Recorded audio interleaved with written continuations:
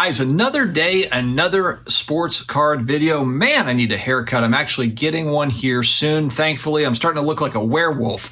Welcome to your doom.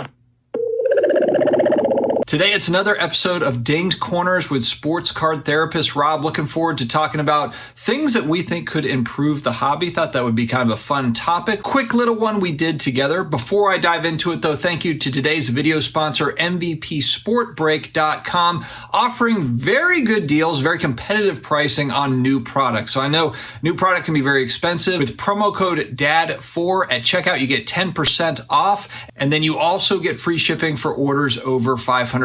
So before you go in and check all the big boys, all the big retailers for your product, check out MVPSportBreak.com first. See if there might be a deal for you there. All right, guys, let's go ahead and roll the show. All right, ladies and gentlemen, this is the new series, Dinged Corners. I guess I can stop saying new series, with Sports Card Dad and Sports Card Therapist, reminding you that there's no perfect way to collect. He's Dustin. I'm Rob. Dustin, what is going on, man? 5th episode, episode 5, 5 weeks in a row. Let's go. How you doing? We're just grinding out here. There's no time to stop. We just keep going. We're making videos at midnight every night now. Every night. Listen, and you're, I guess you can say same thing with me, but it's like, it's hard to really look in the mirror and see things for what it is, because I look at you and I'm like, yo, you have so many things going on right now. I know you're continuing to build up your YouTube channel and really turning it into more of a content network rather than just your content channel. You're getting other content creators, including myself, that are posting unique videos on your page. You're going on lives. You're doing the Dinged Corners thing. I know you and I have had conversations behind the scenes about things that you're doing and plans and ideas you have, and then same thing with me, vice versa, whether if it's like the Wolfpack, the solo podcast, the PWCC auctions on Sunday nights. I mean, it's just, we are busy, man. And doesn't it make it so much more fun? It doesn't even feel like work. Well, I think that's the thing. It's kind of like the really fun side hustle, that we all have, and it never gets old. I think that's the thing. I almost kind of envision kind of like the old guys that sit around and have a coffee and just talk for 4 hours about, baseball or whatever's on their mind, or the news, the global news. I kind of feel like it's the same. Like, we all have this in common. It never gets old to hear people's takes and what cards they picked up or what they're looking to sell, or it just never gets old. So yeah, it's awesome.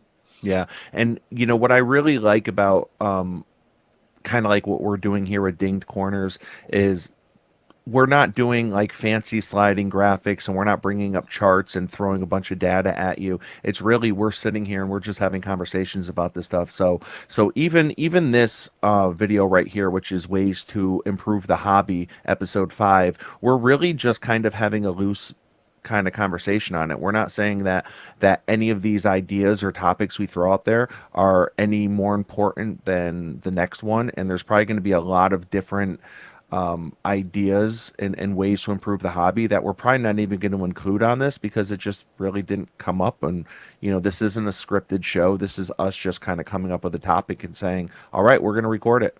Don't sell us short, Rob. These are all the answers. We have them. We have all the answers. We have every single answer to every question. So yeah, man. So ways to improve the hobby. This is the type of in this space, we have no governing body, right? Where there's no real rules to it. There's no laws or bylaws, but there are, I think unwritten rules and unwritten laws. And we, hope that everyone can kind of be on a level playing field and do things in, ethical manner. But, I don't know, man. Like, so it's not always like that. And when it comes to companies, we know Fanatics. I think we're probably going to be mentioning Fanatics a couple times on this episode today.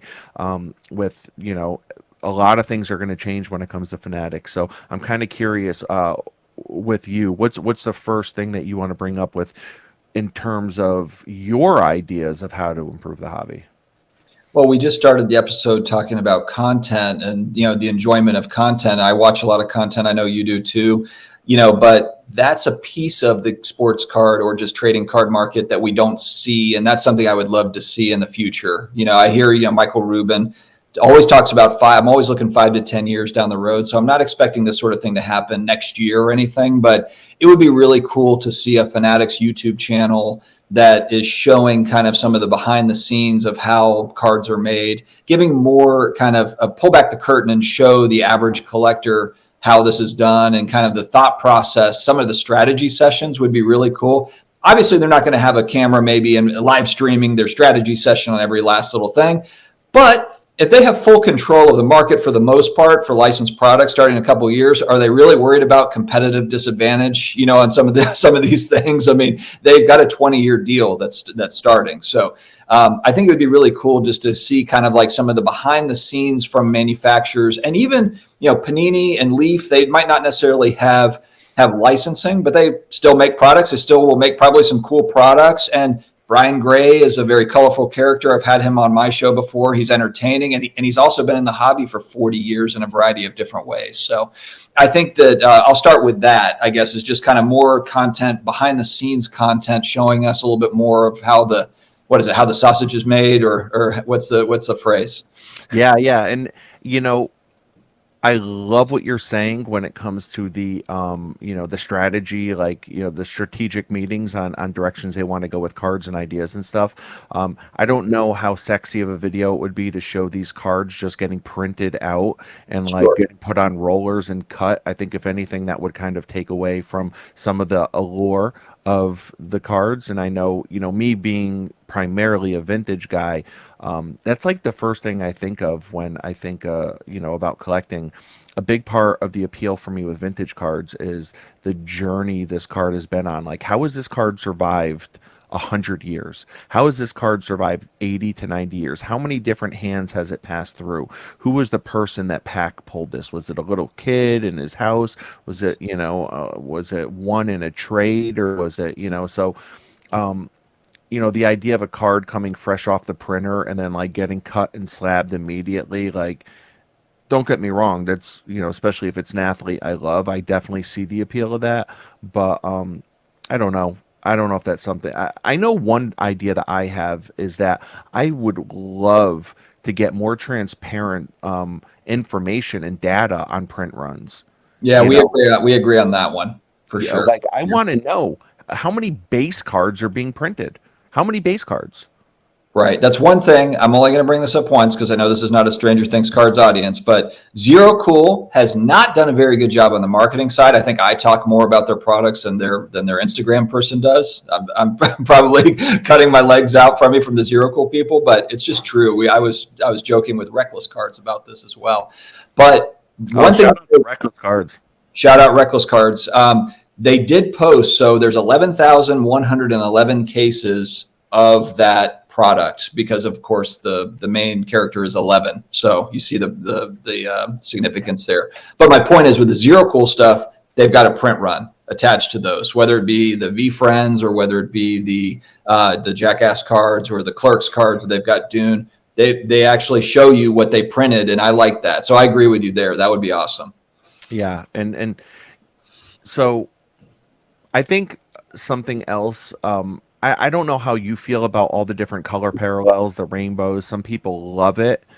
Some people look at it as kind of like a marketing ploy to get people to continue to buy and make, certain cards valuable. Like when you have 15 different color variations of the Aaron Judge card, and you're trying to make the rainbow. I mean, of course, that's going to get people invested in buying more, ripping more, and all this, that, and the third. But it's like, that I've talked a lot before about manufactured rarity, and I'm just not a huge fan of the manufactured rarity. I think even when 2022 Prism dropped the WWE cards, and I was like, you know what? I'm gonna take a dive into some modern here. I'm gonna scoop up some Hulk Hogan's, and I'm gonna try to build this rainbow. As I was building the rainbow to the Hulk Hogan, it was like it kind of left a bad taste in my mouth, and I'm like, why am I chasing this?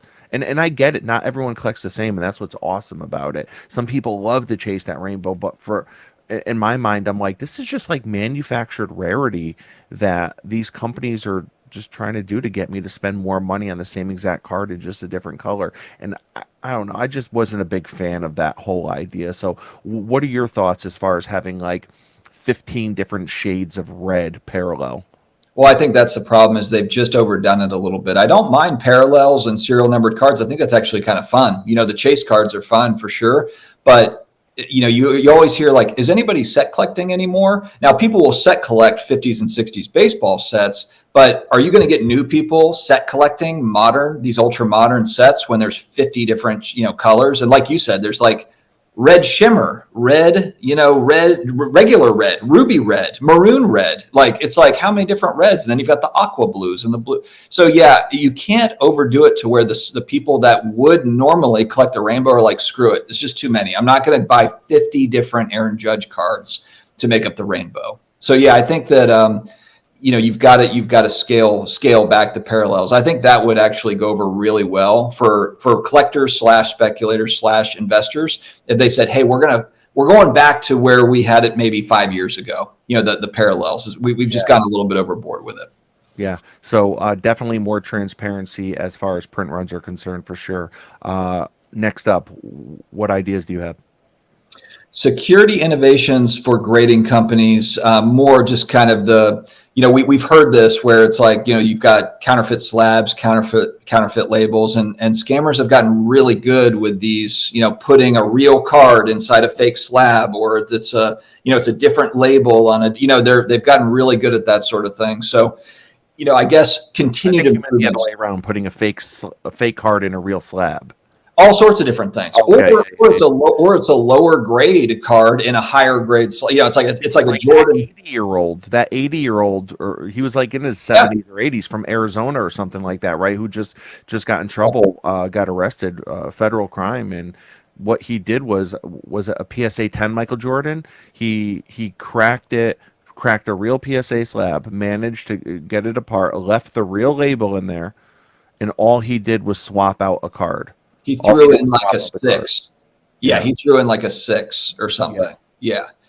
I mean, so that's just if they're able to kind of just continue. I know they're working on that. That's not that's not a new idea, but just continue that because sometimes it's like we hear about, oh, we're working on this initiative, but then you don't really see it come to fruition. I hope that there's just more pressure. Keep the pressure on to have just more security technology around these labels and slabs. Yeah, and I think it was Cousins Collectibles a few weeks ago that mentioned something like this on their live, about how there is no reason whatsoever why I should submit a card for grading, have it come back as a PSA 8, and then I crack out the case and submit the same exact card and it comes back a PSA 9. There is no reason that should ever happen. Like, once a card...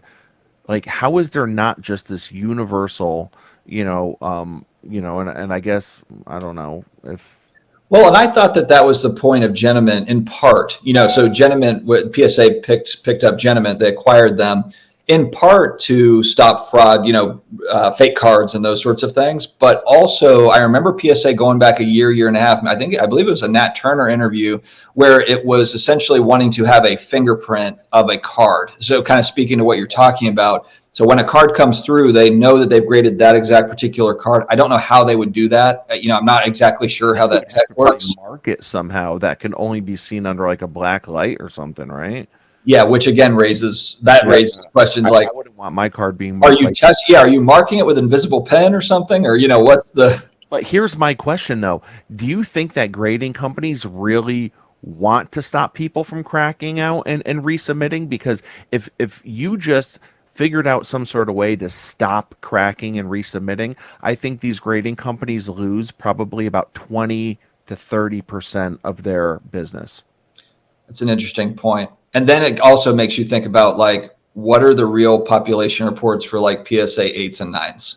When you think about like, yeah. and that's why, like, when it comes to these rare cards, I know every chance I get, I feel like I talk about like my George Mikan rookie that I have. I've talked about it, and like when it comes to these super rare cards, it's like, okay, yeah, there is a pop of and I just want to show it off one more time. Thank you, my George Mikan. Always flexing. Always trying. So when this kind of card comes up, right, it's like, okay, total pop is 250 or 300, but take into account probably at least 10 to 20% of those, and there's no way to know what percentage, but it's like take into account probably 10 to 20% of those have been cracked out and resubmitted, which inflates the pop report. So just keep that in mind. It's like, why can't we're living in an age now to where, you know, cars are driving themselves, yet we can't get accurate grading reports, you know what it's like, or pop counts, I mean, you know, it's like, and you can tell the industries where people care enough to where it's like, okay, like it's obvious that like maybe it's just not, hasn't been a big enough of an industry or market to where a company's seriously going to put millions of dollars into like finding that technology. Whereas with cars, Elon Musk is like, yeah, I'll put $1 billion into this technology because it's a multi-billion-dollar, you know, world that I'm living in or whatever. But no, I mean, I think that's going to continue to evolve though. It will. Yeah. All right. So definitely, as far as slabs go, you're saying some sort of more policing around just slabs in general, grading, slabs, everything, and there's no one specific point as to where. You just know that there is an issue with grading. Just more efforts around continuing improvement. Because I know grading companies, you know, it's like they have to run a business. I don't know what their bottom line is. You know, it's like I don't have their profit loss here. So they might say like, well, I'd love to do that, but we don't have the money based on, you know, I don't run their business. But I guess my hope is, and this is kind of for all hobby companies, just continuing to put money into bettering your product that you're offering. You know, I think sometimes companies, especially when you think about card manufacturers over the last few years, they've just had the benefit of people coming in and just paying whatever for this product. So quality control kind of goes to the side. You know, it's like, hey, people are buying it anyway. You know, it's a boom period. Well, it's not, you know, just because it's a boom period doesn't mean we don't try to improve on the product. So that I hope that there's continued efforts there. Yeah, very well said, man. Very well said.